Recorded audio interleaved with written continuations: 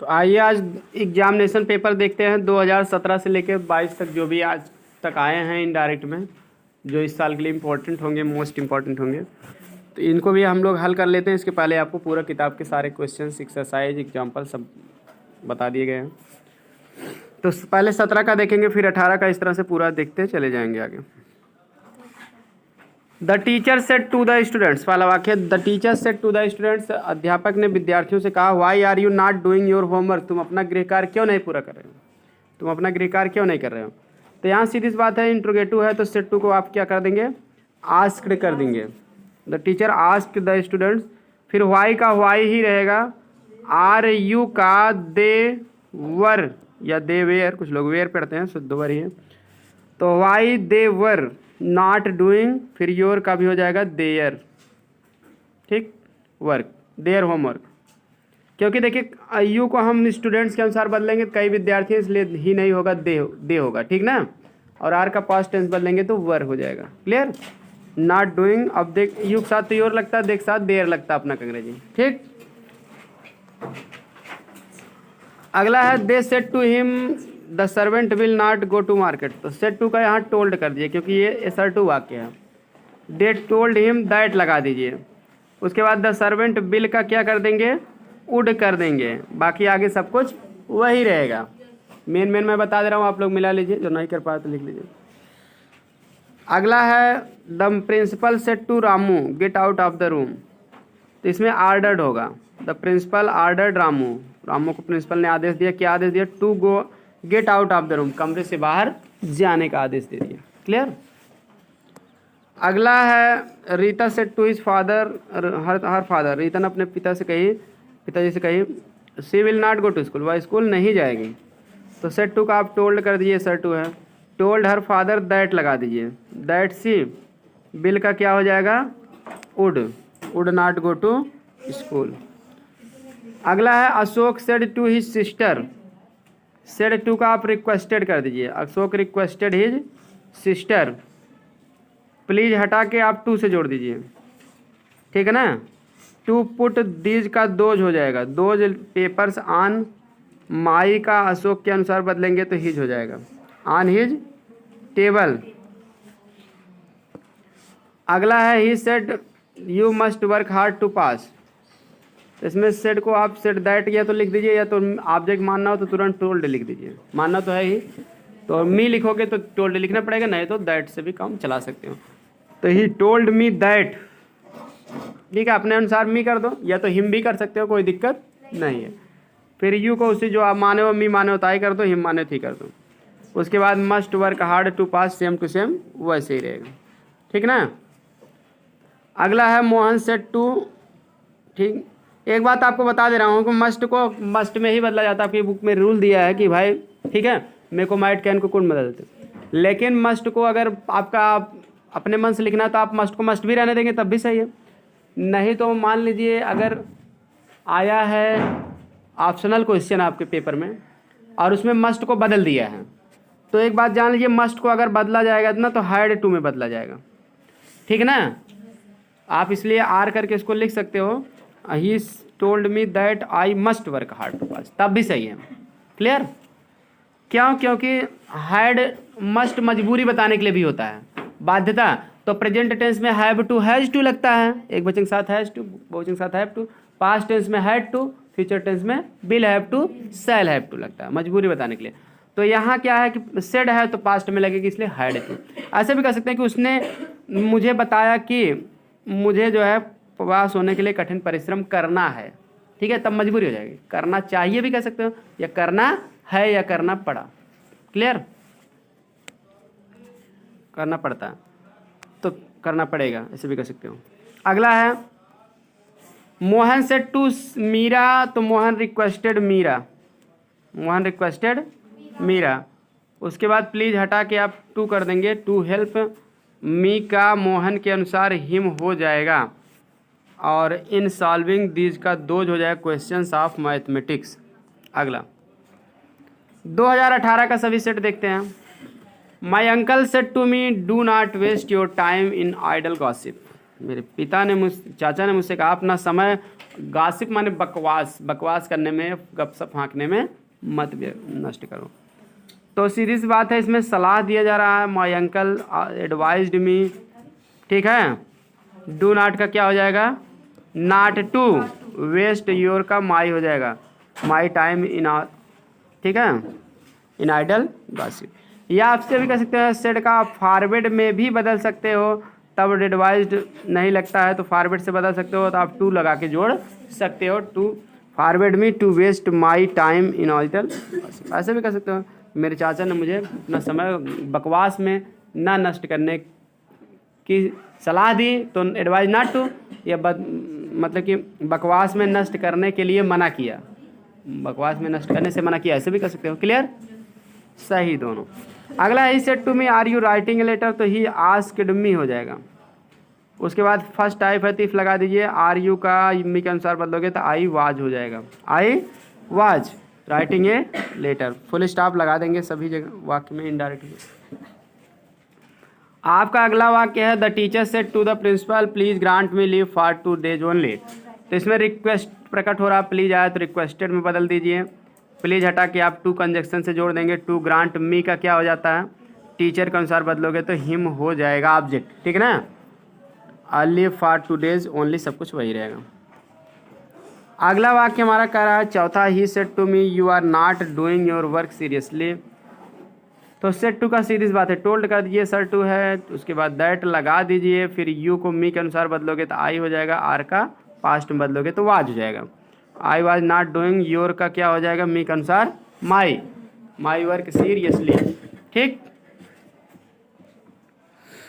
अगला है Ketaki said will the teacher not teach us today. तो देखिए केतकी सेड वाला इंपॉर्टेंट वाक्य कई बार आया एग्जाम में, ध्यान जरूर देने इस वाक्य पे। यहाँ देखिए केतकी सेड के बाद देखिए सेड को पहली बात तो आस्क्ड कर दिया, क्योंकि प्रश्नवाचक है, केतकी आस्क्ड, ठीक है। उसके बाद फर्स्ट टाइप है तो इफ लगा दीजिए, उसके बाद सब्जेक्ट लिखेंगे बिल के बाद वाला, द टीचर लिखेंगे, ठीक है ना, बिल को हटा देंगे, द टीचर लिखने के बाद लिखेंगे उड हो जाएगा बिल का, ठीक है ना, सब्जेक्ट के बाद बिल का उड।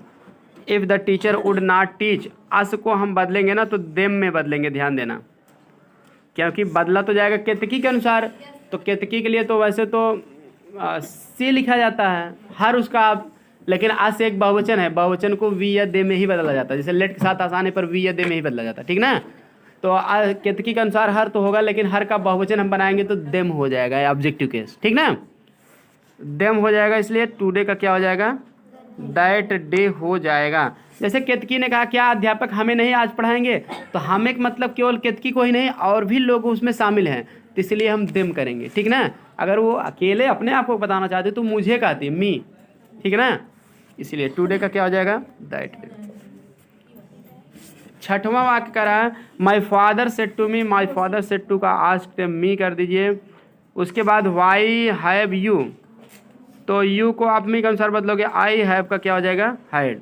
Y I had not completed your homework का हो जाएगा माई होमवर्क, मी के अनुसार योर का माई हो जाएगा, why I had not completed my homework.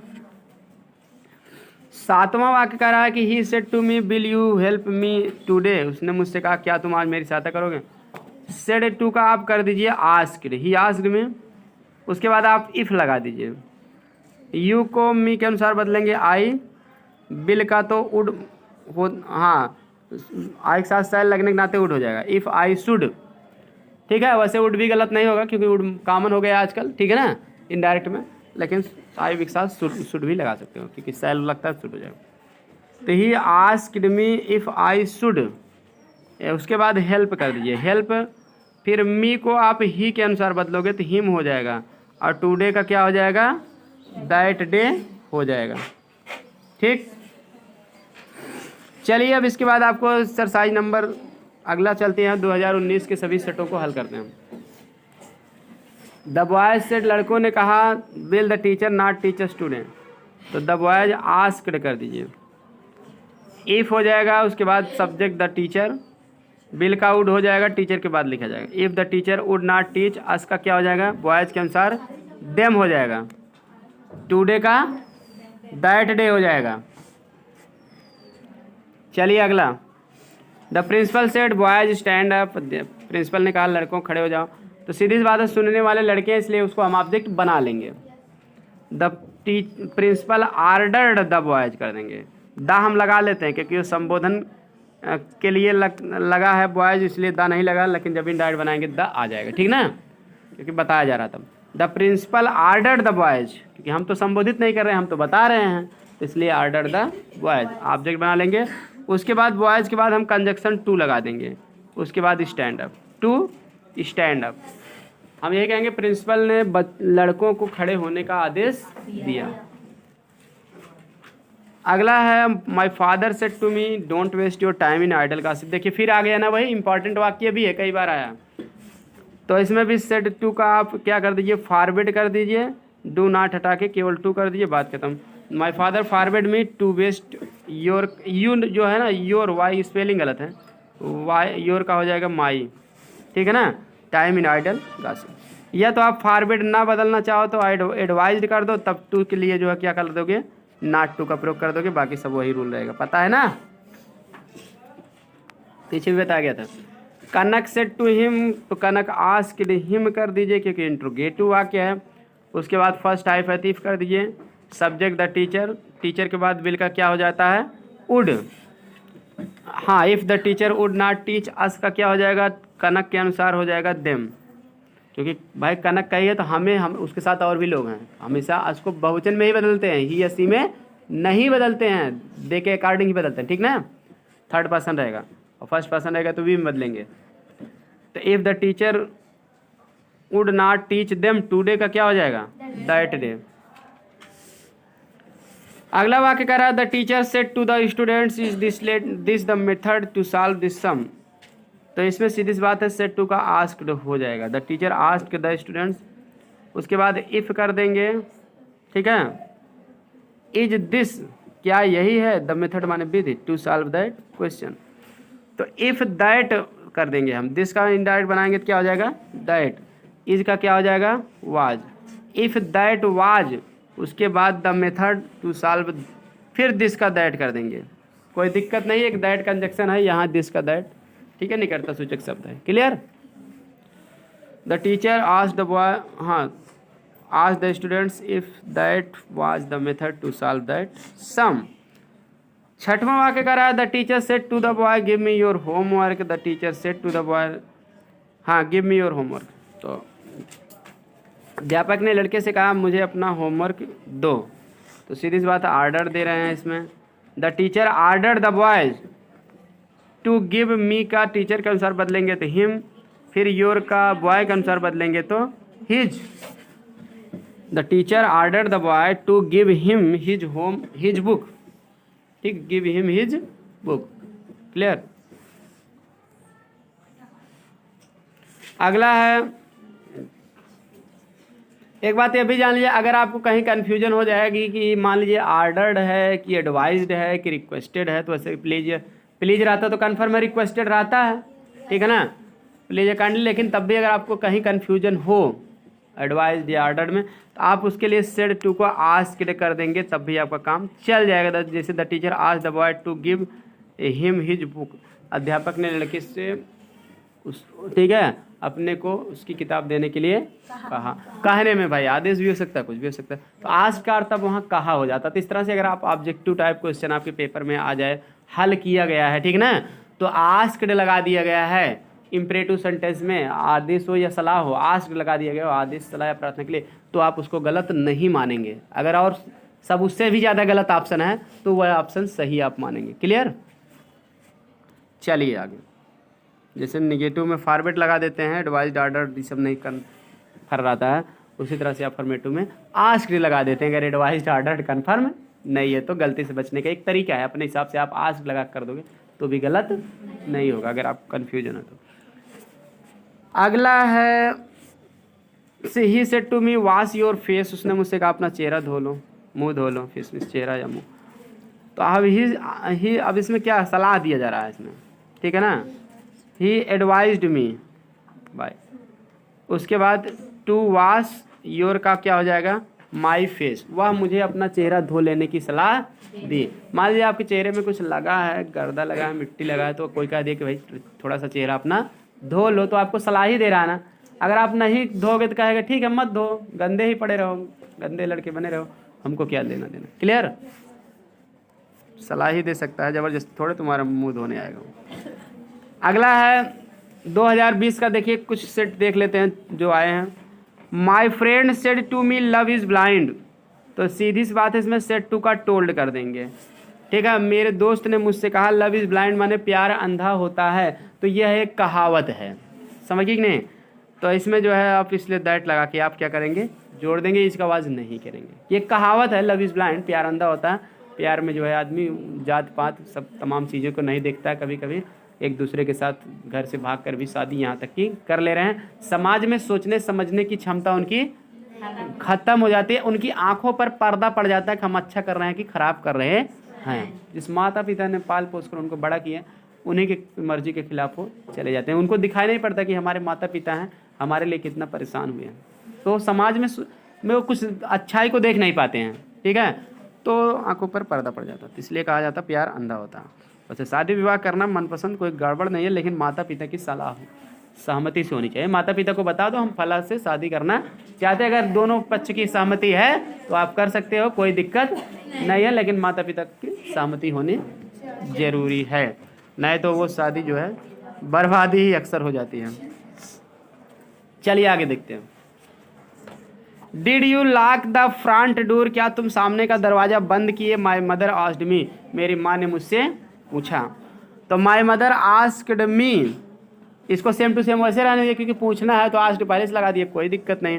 अब उसके बाद आप इफ़ लगा दीजिए, पहले यहाँ से लिखना शुरू करें। My mother asked me if, उसके बाद डिड यू, यू को भैया आई मी के अनुसार बदलेंगे, आई हो जाएगा इफ़ आई, और डिड तो भाई पास्ट परफेक्ट में बदलेगा तो हैड हो जाएगा।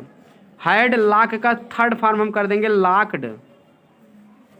If I had locked, locked में ताला लगाना है, द फ्रंट डोर, सामने का दरवाजा। अगला, Mohan said to me, Mohan ने मुझसे कहा are you writing a letter, तो मोहन आस्क्ड मी हो जाएगा, उसके बाद इफ हो जाएगा, यू को मी के अनुसार बदलोगे तो आई हो जाएगा, आर का वाज हो जाएगा, राइटिंग ए लेटर। अगला वाक्य है, लास्ट वाक्य है, she said to me will you go there, तो सी आस्क्ड मी हो जाएगा, उसके बाद इफ़ आई, विल का उड हो जाएगा, इफ़ आई उड गो देयर। ठीक है, आई के साथ देखिए उड भी लगा सकते हो, शुड भी लगा सकते हो, इससे तो आई के साथ सह लगता है इसलिए शुड भी लगा सकते हो, और उड का प्रयोग कॉमन हो गया इसलिए उड भी दिया है, तो गलत नहीं दिया। अगर आपके ऑप्शनल क्वेश्चन में सब सही है, लेकिन शुड ना करके आई के साथ, आई अभी के साथ उड कर दिया तो भी आप गलत नहीं मानेंगे। क्लियर? क्योंकि वो कॉमन है, बाकी अपने मन से आप शुड लगा दिए करिए आज के साथ। तो आई होप यहाँ तक समझ में आ गया होगा। ठीक है, फिर आज की क्लास में इतना ही, अगली क्लास में आपको इसके आगे पढ़ाया जाएगा। आइए 2022 में आए हुए इनडायरेक्ट का अध्ययन करते हैं। अब देखिए 2022 में 7 वाक्य आए थे, क्योंकि 7 सेट होते हैं, सातों में एक एक वाक्य आते हैं। इसी तरह से इस वर्ष भी आएगा, एक मतलब सेट में एक ही इनडायरेक्ट आएगा, एक डायरेक्ट आएगा उसका इनडायरेक्ट बनाने के लिए। तो चलिए इसको देख लेते हैं। अगर आपके पास अनसाल्व होगा उसमें मिल जाएगा, ये सीरीज होगी, विद्या क्वेश्चन होगा, इन सभी में भी आपको इस तरह से मिल जाएगा। नहीं तो आपको एक्सीलेंट बुक में लास्ट में पेपर दिए हैं सभी, उसमें से भी आपको मिल जाएगा। ठीक है, तो चलिए देख लेते हैं ताकि आपको कोई समस्या ना हो इस वर्ष। आई सेड टू अंकित, तो अब देखिए यहाँ क्या पूरा है कि do you know the way to the station, क्या तुम स्टेशन का रास्ता जानते हो? आई सेड टू अंकित, मैं अंकित से पूछा। तो देखिए ये रिपोर्टिंग स्पीच भले डायरेक्ट स्पीच में बात आती है, लेकिन इनडायरेक्ट में पहले लिखा जाता है, तो हो जाएगा आई सेड टू का हो जाएगा आस्क्ड, आई आस्क्ड अंकित, मैंने अंकित से पूछा। उसके बाद ये फर्स्ट टाइप है, इफ़ लग जाएगा, इफ़ या वेदर दोनों लगा सकते हैं। ठीक है, इफ़ उसके बाद यू को जो है हम बदलेंगे भाई फर्स्ट पर्सन का, सेकंड पर्सन है तो ऑब्जेक्ट के अनुसार, तो इसमें रिपोर्टिंग पर्पज सब्जेक्ट आई है, ऑब्जेक्ट अंकित है, तो अंकित के अनुसार इसका यू यहाँ देखिए डू सहायक क्रिया, सब सहायक क्रिया के बाद सब्जेक्ट की जगह है, तो सब्जेक्ट लिए बदल के सब्जेक्ट लिखेंगे, यू को अंकित के अनुसार सब्जेक्ट ही लिख देंगे। अब नो को पास्ट इंडेफिनिट बदलेंगे तो न्यू हो जाएगा, क्योंकि ग्रामर का रूल है डू या डज के साथ जब फर्स्ट फॉर्म रहता है, नॉट नहीं रहता है, तो डू या डज को हटा देते हैं और नो का पास्ट इंडेफिनिट टेंस में अफर्मेटिव में न्यू कर देते हैं सेकंड फॉर्म। तो हो जाएगा I asked Ankit if he knew अब न्यू के बाद जो है आपको कुछ नहीं करना, the way to the station सब कुछ वैसे लिख देना, फुल स्टॉप कर देना। तो इसका अर्थ हो जाएगा मैंने अंकित से पूछा कि क्या वह स्टेशन का रास्ता जानता था, इस तरह से हो जाएगा। दूसरा वाक्य, ही सेड टू अस, वह हमसे कहा, why are you sitting idle, तुम बेकार क्यों बैठे हो। आइडल मतलब आलसी बन के बैठे रहना या बेकार बैठे रहना। तो ही सेड टू का अब यहाँ आस्क्ड कर दीजिए क्योंकि इंट्रोगेटिव वाक्य है ही। तो यहाँ कंजक्शन आपको वाई ही लगा देना है, ठीक है, डब्ल्यू छोटे से कर देना, ठीक है, वाई कंजक्शन हो जाएगा क्योंकि सेकंड टाइप में उसी को हम कंजक्शन के रूप में प्रयोग करते हैं। वाई के बाद तुरंत सब्जेक्ट लिखेंगे, वर्ब नहीं लिखते हैं क्योंकि कंजक्शन के रूप में हो गया, तो इसलिए सब्जेक्ट यू को हम लिखेंगे, लेकिन यू को बदलना पड़ेगा। तो यू को हम किसके अनुसार बदलते हैं, ऑब्जेक्ट के अनुसार। यू को हम अस के अनुसार बदलेंगे, तो यू तो सब्जेक्ट की जगह है, तो अस का सब्जेक्ट आपका वी हो जाएगा, ठीक है। तो हो जाएगा he asked us why we, ठीक है। और उसके बाद देखिए आर को भी बदलना पड़ेगा, तो पास्ट कंटिन्यूअस बदलेंगे तो we were, why we were, उसके बाद सिटिंग आइडल, ठीक है। तो इस तरह से हो जाएगा ही आस्क्ड अस, ठीक है, उसके बाद वाई, आर यू हटा के वी वर कर देंगे, we were sitting idle, full stop कर देंगे। उसने हमसे पूछा, वह हमसे पूछा कि हम क्यों बेकार बैठे थे, इसका अर्थ होगा। रेखा सेड टू मी, रेखा ने मुझसे कहा, बिहेव प्रॉपर्ली, उचित प्रकार से व्यवहार करो। तो रेखा मुझे उचित प्रकार से व्यवहार करने का सलाह दे रही है, क्योंकि भाई सलाह उसे कहते हैं जब किसी के फायदे की बात कहते हैं, सम्मान की बात कहते हैं। अगर उचित प्रकार से नहीं मैं व्यवहार करूँगा तो मैं ही परेशान हो जाऊँगा, तो मेरा ही नुकसान होगा, ठीक है। किसी के साथ बुरा व्यवहार करूँगा तो मार भी खा सकते हैं आदमी। इसलिए रेखा एडवाइज्ड, इसमें कन्फर्म है एडवाइज्ड, रेखा एडवाइज्ड में रेखा ने मुझे सलाह दिया। उसके बाद टू बिहेव प्रॉपर्ली, उचित प्रकार से व्यवहार करने का, ठीक है। तो वैसे भी ये कन्फर्म नहीं रहता कि भाई कौन किससे क्या कर आदेश दे रहा है कि नहीं दे रहा, तो ये सलाह ही मानी जाती। कोई आदमी किसी से कुछ कहता है उसको राय देता है कि उचित प्रकार से व्यवहार करो। ज़बरदस्ती आदमी व्यवहार उचित प्रकार से नहीं करवा सकता, केवल राय ही दे सकता है, इसलिए एडवाइज्ड बेटर होगा, टू से जोड़ना है, बी छोटे से कर देंगे बिहेव में। तो हो जाएगा ही सेड टू मी, वह मुझसे कहा, प्लीज़ हेल्प मी, कृपया मेरी सहायता करें। तो देखिए प्लीज़ आया तो सेड टू का पहली बात तो रिक्वेस्टेड कर दीजिए, ही रिक्वेस्टेड मी, प्लीज़ हट जाता है, टू लगा देते हैं कंजक्शन टू हेल्प। अब मी को जो है हिम के अनुसार बदलोगे तो ऑब्जेक्ट हो जाएगा हिम। तो ये हो जाएगा he are requested me to help him, वह मुझसे अपनी सहायता करने के लिए प्रार्थना की, इसका अर्थ होगा। कनक सेड टू हिम, कनक ने उससे कहा, will the teacher not teach us today, क्या टीचर आज हमें नहीं पढ़ाएंगे। तो सीधी सी बात है, प्रश्नवाचक है, सेड टू का आस्क्ड कर दीजिए, यहाँ इफ़ लगा दीजिए, इफ़ के बाद सब्जेक्ट, क्योंकि फर्स्ट टाइप है, उसके बाद सब्जेक्ट लिख दीजिए, सब्जेक्ट के बाद ही हम वर्ब लिखते हैं, तो टीचर के बाद विल का पास्ट टेंस करोगे तो वुड हो जाएगा। If the teacher would not teach, फिर अस को आप बदलोगे सब्जेक्ट के अनुसार, कनक के अनुसार, तो कनक के अनुसार तो वैसे सी होता है, लेकिन अस एक बहुवचन है, तो सी का भी हमको बहुवचन बनाकर ही लिखना पड़ेगा। तो सी का बहुवचन क्या होता है, दे, ठीक है। और टुडे का क्या हो जाएगा, दैट डे, इतना भी ध्यान देना है, टुडे का क्या हो जाएगा, दैट डे। तो हो जाएगा कनक आस्क्ड हिम, ठीक है, if the teacher would not teach them that day. इसका अर्थ होगा कनक ने उससे पूछा कि क्या टीचर उन्हें उस दिन नहीं पढ़ाएंगे, मतलब जिससे पूछिए, जिस लड़के से कनक ने पूछा तो वो भी पढ़ता है, तो इसलिए दोनों के लिए अस लगाई है कनक। तो अस का मतलब हमें मतलब हो जाएगा, बदलोगे इनडायरेक्ट में तो उन्हें हो जाएगा, क्योंकि अगर केवल उसी को पढ़ा दे तो मी करते हैं, अब मी होता तब यहाँ सी, ठीक है, हर हो जाता। आई होप समझ में आ गया होगा। अगला वाक्य है Mohan said to me, Mohan ने मुझसे कहा, have you written a letter, क्या तुम लेटर लिख दिए हो। तो इसमें आस्क्ड कर देंगे, मोहन आस्क्ड में। अब देखिए फर्स्ट टाइप है ना, तो इफ़ लगा दीजिए, इफ़ यू को मी के अनुसार क्या हो जाएगा, आई, फिर हैव को पास्ट टेंस बदलेंगे तो had, if I had written a letter, इस तरह से हो जाएगा कि मोहन आस्क्ड मी, मोहन ने मुझसे पूछा, if I had written a letter, कि क्या मैं पत्र लिख चुका था, तो लेटर के बाद full stop. Sheela said to Hemu, Sheela ने हेमू से पूछा, can you do something for me, क्या तुम मेरे लिए कुछ कर सकते हो। अब देखिए सेड टू, अब सेड टू का पहली बात तो आस्क्ड कर दीजिए, आस्क्ड हेमू, शीला ने हेमू से पूछा। देखिए ये फर्स्ट टाइप है, ठीक है।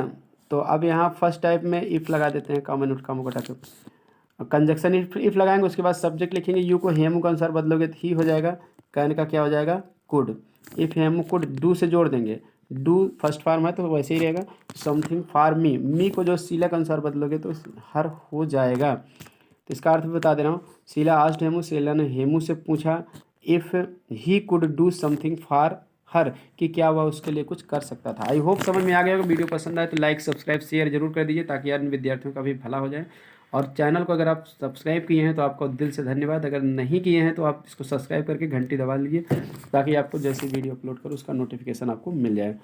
ठीक है, तो ज़्यादा से ज़्यादा बच्चों के पास शेयर करें ताकि हमारा मिशन है जो बच्चों के की हेल्प करना, सबका साथ सबका विकास हो जाए। ठीक है, सबका मंगल हो, सबका कल्याण हो। तो इन्हीं इच्छाओं के साथ मैं बनाता हूँ, फ्री ऑफ कॉस्ट बच्चे वीडियो को देख सकें, और जिनके पास पैसा नहीं है, कोचिंग पढ़ने का नहीं है, वो भी पढ़ सकें। ठीक है, तो इसलिए इंग्लिश में किसी को कोई समस्या ना हो, जिसको कोई दिक्कत भी हो तो कमेंट करके आप बिल्कुल बता सकते हैं। मिलते हैं नेक्स्ट वीडियो में। Thanks for watching video.